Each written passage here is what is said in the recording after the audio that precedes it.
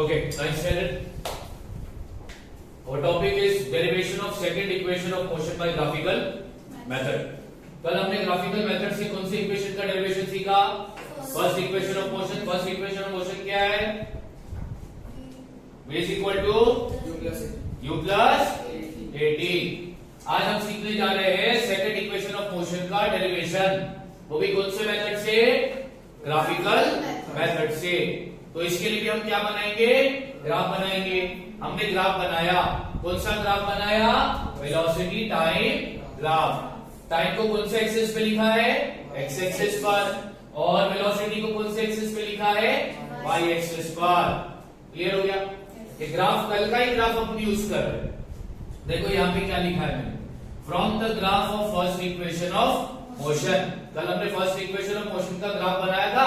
उसमें हमको पता चला था OD is equal to OE is equal to U. Initial velocity. U का मतलब क्या होता है? अच्छा, ये जो इंफॉर्मेशन मैंने रेड मार्कर से लिखा है, ये सारी वही इंफॉर्मेशन है जो कल हमको पहले ग्राफ से मिली थी. हमने फर्स्ट इक्वेशन ऑफ मोशन का जो ग्राफ पढ़ा था उसमें ये सारी इंफॉर्मेशन हमने निकाली थी. आज सेकंड इक्वेशन के लिए हम फर्स्ट इक्वेशन के ग्राफ का इंफॉर्मेशन यूज करेंगे और सेकंड इक्वेशन ऑफ मोशन बनाकर बताएंगे. तो फर्स्ट इक्वेशन के ऑफ मोशन के ग्राफ से हमें मालूम था कि OD is equal to AE is equal to U. यानी ये OD AE क्या है? Initial velocity. OC BE क्या है? V यानी कि फाइनल वेलोसिटी. OEDA क्या है? Time taken. उसके बाद CD और BA इसकी वैल्यू हमको क्या मिली थी? AD. कल हमको मिला था. ठीक है, तो ये वही इंफॉर्मेशन है, ये सारी वो इंफॉर्मेशन है जो हमको फर्स्ट इक्वेशन ऑफ मोशन के ग्राफ से मिली थी. उसी का हमें इस्तेमाल करना है. अच्छा, अब वेलोसिटी टाइम ग्राफ से क्या कैलकुलेट किया जाता है? डिस्टेंस. यानी अब हम कैलकुलेट करेंगे डिस्टेंस. अब तुमको जानना है, कल मैंने बताया था ऑब्जेक्ट ने कौन से पॉइंट से मोशन स्टार्ट किया? पॉइंट डी से. ऑब्जेक्ट ने पॉइंट डी से मोशन स्टार्ट किया और वो कहां तक चला? पॉइंट बी तक चला. अब तुम्हें फाइंड करना है डिस्टेंस. पॉइंट डी और बी के बीच का डिस्टेंस. अब पॉइंट बी, डी और बी के बीच का तुम्हें डिस्टेंस जानना है, तो उसके लिए तुम्हें ये फिगर देखना होगा. कौन सा फिगर बनता है? DOEB. ये पूरे फिगर का तुम एरिया निकाल दोगे तो वो क्या होगा? पॉइंट डी से लेके बी तक का डिस्टेंस. देखो ना, पॉइंट डी और बी को तुमने मिलाया तो ये फिगर बना ना. फिगर का नाम क्या है? DOEB. बना के नहीं बना? अच्छा, ये फिगर को तुम क्या बोलोगे? 4 पॉइंट वाला फिगर है, क्लोज फिगर है. क्या कहेंगे इसको? क्वाड्रिलेटरल. तो DOBE या DOEB ये क्या है? क्वाड्रिलेटरल. अगर तुम्हें पॉइंट डी से बी का डिस्टेंस निकालना है तो तुम्हें क्या करना पड़ेगा? इस क्वाड्रिलेटरल का एरिया फाइंड करना होगा. तो यहां पर मैंने लिखा है, from the graph the distance covered by the object is equal to area of quadrilateral DOEB. इसका मतलब कि अगर तुम्हें जानना है कि डिस्टेंस पॉइंट डी से बी के बीच का तुम्हें क्या जानना है? डिस्टेंस. तो तुम्हें क्या निकालना है? Area of quadrilateral DOEB. यानी क्वाड्रिलेटरल DOEB का एरिया तुमको फाइंड करना होगा, तो तुम्हें डिस्टेंस मिल जाएगा. क्लियर है? वेलोसिटी टाइम ग्राफ से क्या कैलकुलेट करते? डिस्टेंस कैलकुलेट कर रहे हैं. अब अपने को डिस्टेंस ही निकालना है. ठीक है, और डिस्टेंस निकालने के लिए हमें क्या करना पड़ेगा? डिस्टेंस निकालने के लिए हमें इस क्वाड्रिलेटरल का एरिया फाइंड करना होगा. अच्छा, डिस्टेंस को डिनोट किया जाता है S से. तो मैंने डिस्टेंस की जगह पर क्या लिख दिया? S is equal to area of quadrilateral DOEB. लिख दिया. फिर आगे S इज इक्वल टू, क्या लिखा है मैंने? Area of quadrilateral DOEA plus area of triangle DAB। अब तुम्हारे माइंड में सवाल आएगा, सर ऊपर तुम बोलते हो S is equal to area of quadrilateral DOEB और नीचे सर तुमने क्या किया, एरिया ऑफ क्वाड्रिलेटरल DOEB की जगह तुमने area of quadrilateral DOEA plus area of triangle DAB लिखा। यही लिखा ना मैंने। अब क्यों लिखा वो समझो, ध्यान से ये फिगर को देखो, DOEB, तो इसके अंदर तुमको दो और फिगर मिलेगी। एक फिगर मिलेगा ये और एक फिगर मिलेगा ये। मिल रहा है कि नहीं मिल रहा है? आया ना? DOEB को अगर तुम ध्यान से देखो तो इस बड़े फिगर के अंदर तुम्हें दो फिगर और मिलेंगे। एक फिगर मिलेगा DOEA, दूसरा फिगर मिलेगा DAB। मिल रहा है कि नहीं मिल रहा है? हाँ या ना? यानी इस फिगर की एरिया निकालो, इस फिगर की एरिया निकाल दो, बाद में दोनों की एरिया को प्लस कर दो तो पूरे बड़े फिगर की एरिया मिलेगी। इसको हम बोलते हैं एरिया एडिशन प्रॉपर्टी। ज्योमेट्री में मैं पढ़ाऊंगा ये प्रॉपर्टी को हम बोलते हैं एरिया एडिशन प्रॉपर्टी।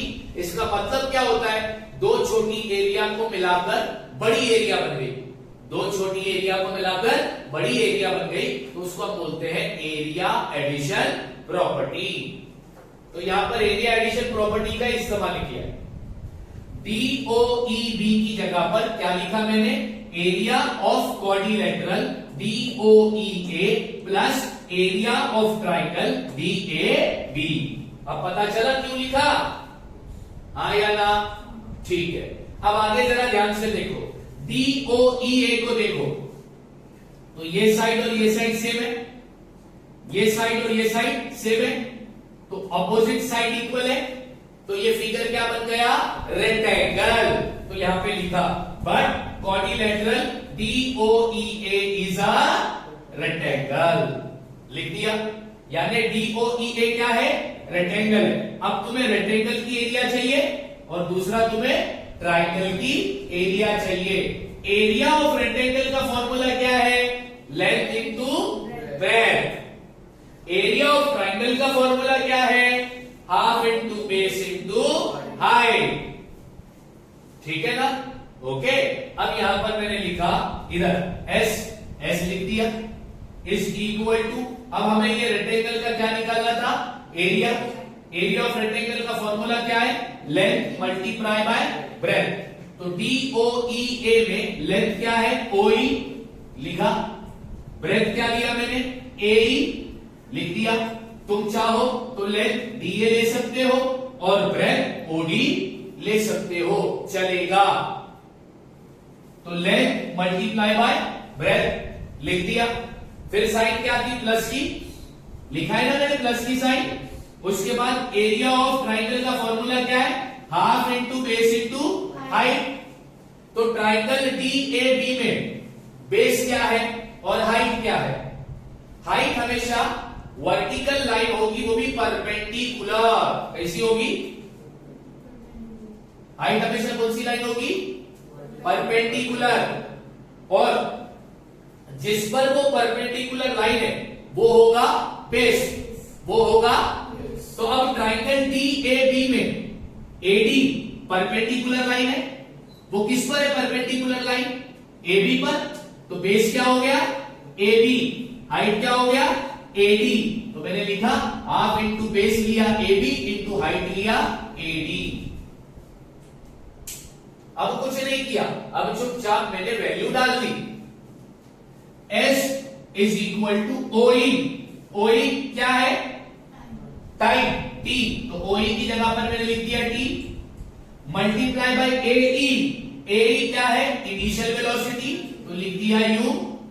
फिर डाला प्लस की साइन, फिर हाफ इंटू AB।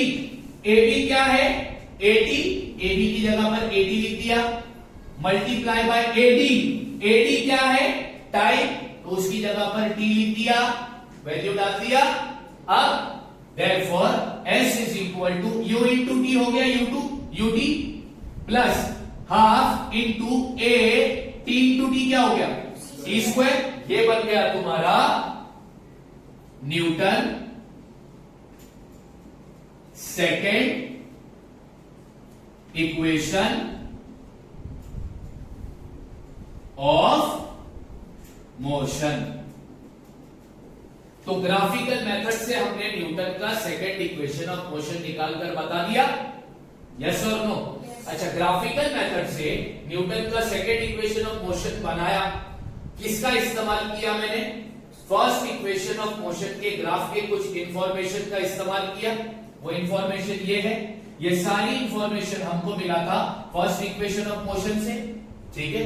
मैंने इसका इस्तेमाल करके सेकेंड इक्वेशन ऑफ मोशन बना दिया, ठीक है। सेकेंड इक्वेशन ऑफ मोशन में हमने क्या फाइंड किया था? डिस्टेंस।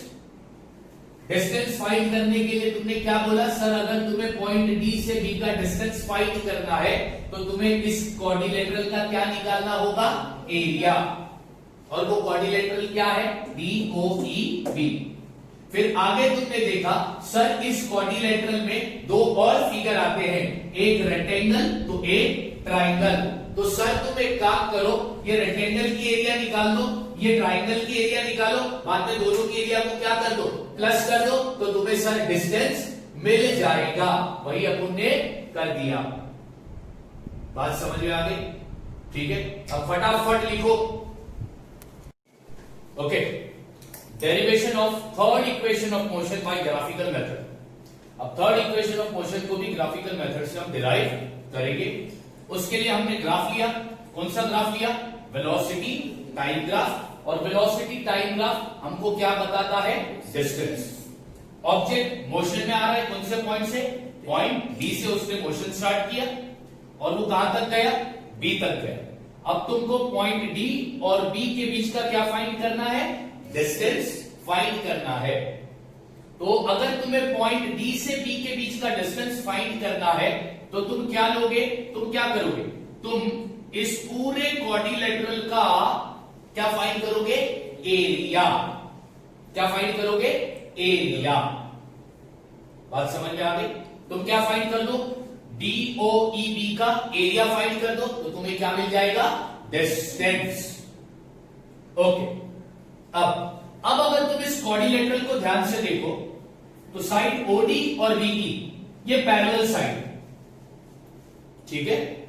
साइड DB और OE ये नॉन पैरेलल साइड है। मतलब इस क्वाड्रिलेटरल में एक अपोजिट साइड का पैर पैरेलल है और दूसरी अपोजिट साइड का पैर नॉन पैरेलल है। OD की अपोजिट साइड क्या है? BE। और ये अपोजिट साइड पैरेलल है। DB की अपोजिट साइड क्या है? OE। और ये अपोजिट साइड नॉन पैरेलल है। तो एक अपोजिट साइड का पैर पैरेलल मिला, एक अपोजिट साइड का पैर नॉन पैरेलल मिला। यानी ऐसे क्वाड्रिलेटरल को हम क्या बोलेंगे? ट्रपेजियम। क्या बोलेंगे? ट्रपेजियम। याद रखो, जिस क्वाड्रिलेटरल में एक अपोजिट साइड का पैर पैरेलल हो और एक पैर पैरेलल नहीं हो तो इसको क्या बोलते हैं? उस क्वाड्रिलेटरल को ट्रपेजियम। यहां पर मैंने लिखा है quadrilateral DOEB is a trapezium, ठीक है। अब यहां पर from the graph of first equation के ग्राफ से हमें क्या मिला? OD is initial velocity, B is final velocity, OA is time taken, ठीक है। ओके, अब क्वाड्रिलेटरल DOEB को तुमने क्या बोला? ट्रपेजियम। तुम्हें क्या फाइंड करना है? डिस्टेंस। डिस्टेंस फाइंड करने के लिए तुम्हें क्या निकालना होगा? ट्रपेजियम की एरिया। यानी यहां पर इस्तेमाल होगा एरिया ऑफ ट्रपेजियम का फॉर्मूला। तो एरिया ऑफ ट्रपेजियम का फॉर्मूला बच्चों क्या बोलता है? Half into sum of the length of parallel side into distance between the parallel side. Area of trapezium का फॉर्मूला क्या है? एरिया ऑफ ट्रेपेजियम का फॉर्मूला है half into sum of the length of parallel side into distance between the parallel side. ठीक है ना? Area of trapezium निकालोगे तो क्या मिलेगा? डिस्टेंस, और डिस्टेंस को डिनोट किया जाता है कौन से लेटर से? एस। तो S is equal to half into sum यानी कि टोटल। किसका टोटल निकालना है? पैरेलल साइड की लेंथ का। तो इसमें पैरेलल साइड क्या है? बीई और ओडी। बीई प्लस ओडी लिख दिया ना। Sum of the length of parallel side का मतलब पैरेलल साइड की लेंथ का टोटल। तो पैरेलल साइड की लेंथ का टोटल निकालो। तो पैरेलल साइड कौन सी है? बीई प्लस ओडी लिख दिया। Into distance between the parallel line, दो पैरेलल लाइन के बीच का डिस्टेंस। तो डिस्टेंस वाली लाइन कौन सी है? ओ ई। तो यहां पर मैंने distance between two parallel line क्या लिया है? O E. Distance between two parallel line, दो पैरेलल लाइन के बीच का डिस्टेंस मैंने क्या लिया है? ओ ई। यहां पर लिख दिया ओ ई। क्लियर? अब वैल्यू डालने की बारी आई। S is equal to half into BE. BE को हमने क्या बोला है? V लिख दिया। प्लस ओडी, ओडी को हमने क्या बोला है? U लिख दिया। इंटू ओई, ओई को हमने क्या बोला है? T। ठीक है? उसके बाद मैंने क्या किया? V प्लस यू को अगर 1 से मल्टीप्लाई करोगे तो वो V प्लस यू ही रहेगा अपॉन 2 मल्टीप्लाई बाय T। इसको दे दिया मैंने इक्वेशन नंबर 1। क्लियर हो गया? अब आगे देखो। अब यहां पर मैं इस्तेमाल कर रहा हूं एक्सीलरेशन का फॉर्मूला। क्यों? क्योंकि मेरे को ये टी को हटाना है। याद है जब हमने थर्ड इक्वेशन ऑफ मोशन का डेरिवेशन पढ़ा था तो हमने क्या बोला? थर्ड इक्वेशन के डेरिवेशन को निकालने के लिए फर्स्ट इक्वेशन और सेकंड इक्वेशन से टी को क्या करना होगा?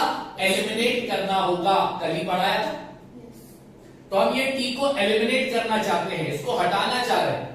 तो ये टी को हटाने के लिए हमने इस्तेमाल किया एक्सीलरेशन का फॉर्मूला। एक्सीलरेशन का फॉर्मूला क्या बोलता है? Change in velocity upon time. Change in velocity का फॉर्मूला क्या है? v माइनस यू, यानी final velocity minus initial velocity. उसके बाद ये t डिवाइड में था, यहां पर आ गया तो क्या हो जाएगा? मल्टीप्लाई। तो ये बन गया a multiply t is equal to v minus u. उसके बाद में ये t को एज इट इज रखा, ये a मल्टीप्लाई में है, मल्टीप्लाई से यहां पर आएगा तो क्या हो जाएगा? डिवाइड। तो ये बन जाएगा t is equal to v minus 2 upon a। इसको दे दिया मैंने इक्वेशन नंबर 2। इक्वेशन नंबर 2 में बच्चों हमको t की वैल्यू मिल गई। अब इस t की वैल्यू को हम इक्वेशन नंबर 1 में क्या करेंगे? सब्स्टिट्यूट। यानी इक्वेशन नंबर 1 में जहां पर t होगा उस t की जगह पर मैं क्या लिखूंगा? v minus you upon a। Substituting the value of t in equation number 1। Equation number 1 में s लिखा, equal equal, v plus you upon 2 लिखा, मल्टीप्लाई, t की जगह पर मैंने क्या लिखा? v minus you upon a। ठीक है? अब ये दो फ्रैक्शन के बीच में क्या है? मल्टीप्लाई की साइन। तो ये कैसा मल्टीप्लाई होगा? स्ट्रेट मल्टीप्लाई होगा। कैसा मल्टीप्लाई होगा? स्ट्रेट मल्टीप्लाई होगा। जब दो फ्रैक्शन के बीच में मल्टीप्लाई की साइन होती है तो वो कैसा मल्टीप्लाई होता है? स्ट्रेट। तो s is equal to v plus u multiply v minus u, ऐसा ही लिखा, अपॉन 2 मल्टीप्लाई a क्या हो गया? 2a। अब ये 2a डिवाइड में है, इधर आएगा तो किस में चले जाएगा? मल्टीप्लाई। तो क्या हो गया? 2as। अब इसको मल्टीप्लाई करो, v को v से मल्टीप्लाई करोगे तो क्या हो जाएगा? v square. Plus into minus क्या हो जाएगा? माइनस। u इंटू यू क्या हो जाएगा? u square. अब इसको अरेंज कर दो, v स्क्वायर को एज इट इज जहां पर है वहीं पे लिखा, इक्वल की साइन डाली, ये u स्क्वायर माइनस में है, इधर आया तो किस में चले जाएगा? प्लस में। और ये 2as ऑलरेडी किस में है? प्लस में है, तो प्लस 2as बन गया तुम्हारा third equation of motion. Yes और नो? तो ग्राफिकल मेथड से हमने थर्ड इक्वेशन ऑफ मोशन भी बना दिया। हमने तीनों इक्वेशन ऑफ मोशन का ग्राफिकल मेथड देख लिया। फर्स्ट इक्वेशन का भी देखा, सेकंड इक्वेशन का भी देखा और थर्ड इक्वेशन का भी देख लिया। थर्ड इक्वेशन ऑफ मोशन में हमने ट्रेपेजियम का फॉर्मूला इस्तेमाल किया और थर्ड इक्वेशन ऑफ मोशन बनाकर बता दिया। तीनों भी इक्वेशन ऑफ मोशन में जिस ग्राफ का हमने इस्तेमाल किया वो कौन से ग्राफ का इस्तेमाल किया? Velocity time graph. यानी वेलोसिटी टाइम ग्राफ से हमने तीनों इक्वेशन ऑफ मोशन को डिराइव करके बता दिया। बात समझ में आ गई? अब तुम लोग ये कॉपी करो। Okay student, our next topic is uniform circular motion. Uniform circular motion को समझना है तो उसके लिए तुम्हें क्या करना पड़ेगा? ऑब्जर्व करना पड़ेगा। किसको ऑब्जर्व करना पड़ेगा? The tip of the second hand of the clock. Second का जो कांटा होता है ना घड़ी में, उसको ऑब्जर्व करो, तुम्हें यूनिफॉर्म सर्कुलर मोशन समझ में आएगा।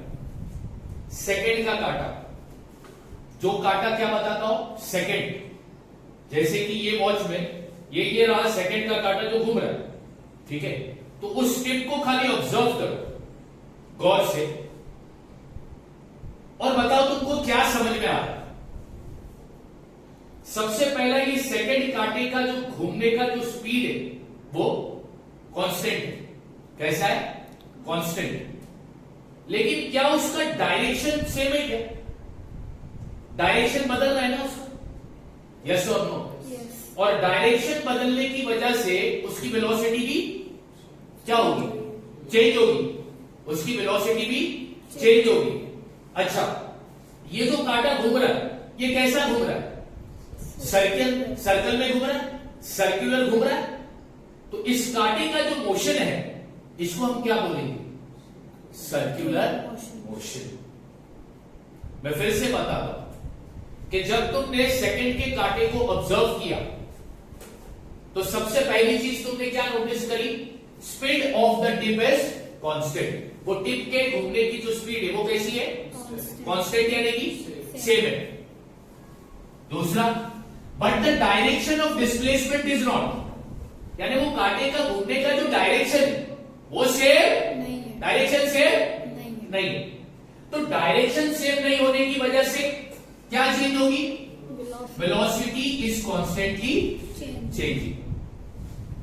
As the tip is moving along a circular path, वो टिप कैसा घूम रहा है? Circular. Therefore its motion is called as uniform circular motion. क्या बोल रहे हो उसको? Uniform circular. सिर्फ ये नहीं, सर्कुलर मोशन नहीं बोल रहे हम लोग, क्या बोल रहे हैं? Uniform circular. अब यूनिफॉर्म सर्कुलर मोशन क्यों बोल रहे हैं? क्योंकि स्पीड कैसी है? कैसी है? कैसी है? कैसी है? कांस्टेंट। समझ में आ रही? हमको क्या समझना है? Uniform circular motion. सर्कुलर समझ में आ,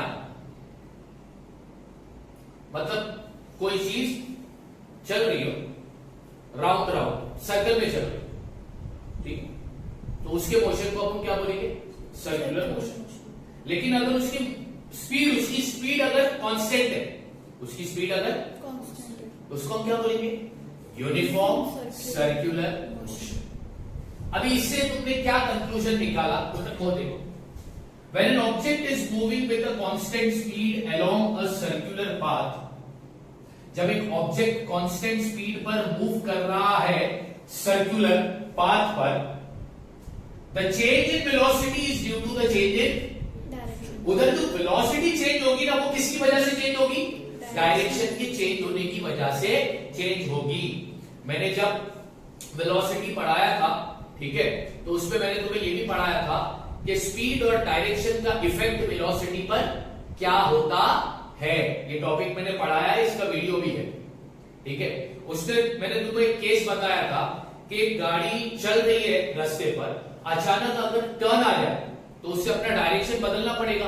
तो जब डायरेक्शन वो गाड़ी बदलेगी तो वो गाड़ी डायरेक्शन बदलते बदलते क्या कम करती है? स्पीड कम करती है। अगर मान लो उसने स्पीड कम नहीं किया और डायरेक्ट टर्न मार दिया, क्या हो जाएगा?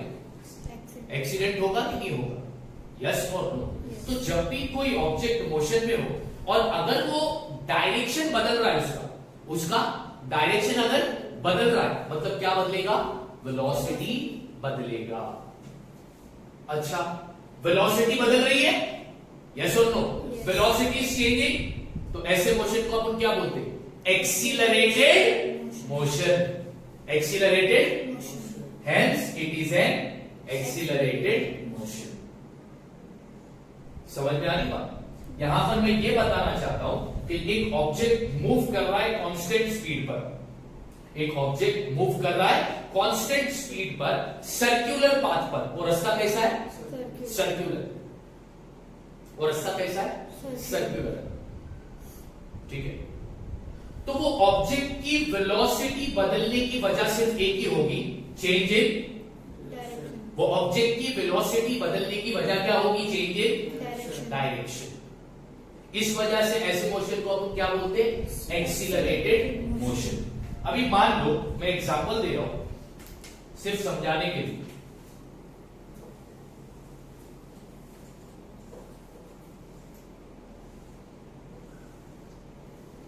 ये रेक्टेंगल है, हाँ या ना, रेक्टेंगुलर पाथ,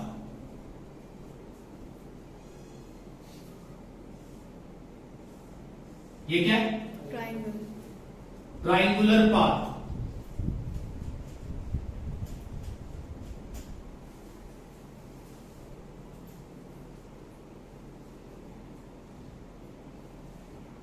ये क्या है, इसको सही बना देता हूं। देखो बच्चों मेरा फिगर सही नहीं आता,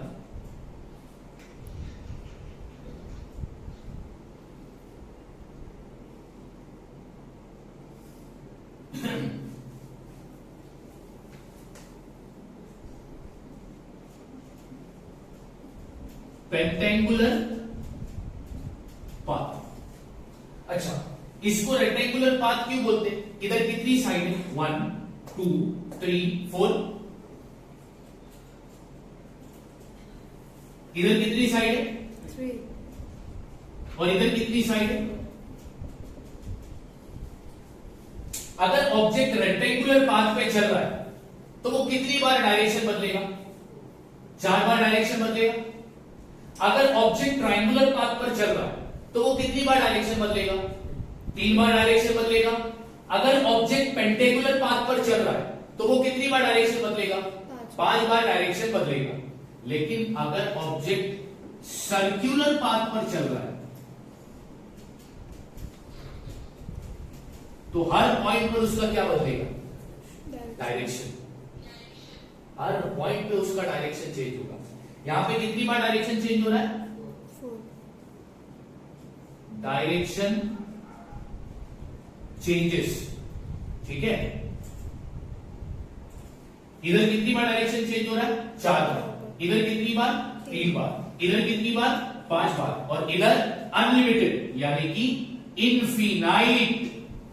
इनफिनाइट बार ऑब्जेक्ट अपना डायरेक्शन चेंज करेगा। समझ में आ रही बात? तो ऑब्जेक्ट जब सर्कुलर पाथ पर होता है तो इनफिनाइट टाइम उस ऑब्जेक्ट का डायरेक्शन बदलता जाता है, और जब जब डायरेक्शन बदलेगा तो वेलोसिटी भी चेंज होगा। तो इस मोशन को हम कहेंगे एक्सीलरेटेड मोशन। समझ में आ रही बात? हाँ, ठीक है। अगर एग्जाम में आया right the definition of uniform circular motion, तो ये डेफिनेशन मैंने यहां पर लिखाया है, ये डेफिनेशन तुम याद कर देना। The motion of a body with a uniform speed in a circular path is called uniform circular motion. ठीक है, फिर वो लिखना, एग्जांपल भी लिख दोगे तो अच्छा रहेगा। एग्जांपल क्या लोगे, the motion of the earth around the sun. Sun के इर्द गिर्द अर्थ घूमता है, वो सर्कुलर मोशन कैसा है, सर्कुलर। दूसरा एग्जांपल दो, the motion of the moon around the earth. Moon जो है वो अर्थ के इर्द गिर्द चक्कर लगाता है, लेकिन कैसा लगाता है, सर्कुलर। तो ये दो एग्जांपल दे देना तुम यूनिफॉर्म सर्कुलर मोशन के। एक और चीज, यूनिफॉर्म सर्कुलर मोशन का अगर तुमको स्पीड फाइंड करना, क्या फाइंड करना है, स्पीड, तो उसका फॉर्मूला है 2πr/t। यूनिफॉर्म सर्कुलर मोशन में अगर ऑब्जेक्ट है और अगर तुमको ऑब्जेक्ट का क्या फाइंड करने बोला है, स्पीड, तो फॉर्मूला क्या लोगे, 2 पाई आर अपॉन टी। अब ये जो 2 पाई आर है, ये 2 पाई आर स्टैंड फॉर सर्कमफरेंस और T stand for time.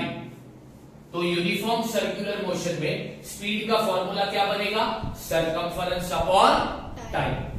Uniform circular motion में स्पीड का फॉर्मूला क्या बनेगा, सर्कमफरेंस अपॉन टाइम। यहां पर खत्म होता है तुम्हारा यूनिफॉर्म सर्कुलर मोशन। ये चैप्टर का नाम था लॉ ऑफ मोशन। इस चैप्टर में तुम पढ़ने वाले थे लॉ ऑफ मोशन। वो अभी तक आया क्या, नहीं। हमने लॉ ऑफ मोशन से पहले मोशन को डिस्क्राइब करने वाले टर्म्स पढ़े, वेलोसिटी, डिस्टेंस, डिस्प्लेसमेंट, एक्सीलरेशन, ठीक है, टाइम। उसके बाद अपन ने पढ़ा इक्वेशन ऑफ मोशन, उसके बाद उसका डेरिवेशन, ग्राफिकल मेथड में भी उसका डेरिवेशन अपन ने पढ़ा, ठीक है। और फिर एट द एंड हमने पढ़ा यूनिफॉर्म सर्कुलर मोशन। अब इसके बाद में तुम पढ़ोगे, अब तुम पढ़ने जाओगे नेक्स्ट वीडियो में, नेक्स्ट लेक्चर में लॉ ऑफ मोशन। समझ में आ गया, ठीक है।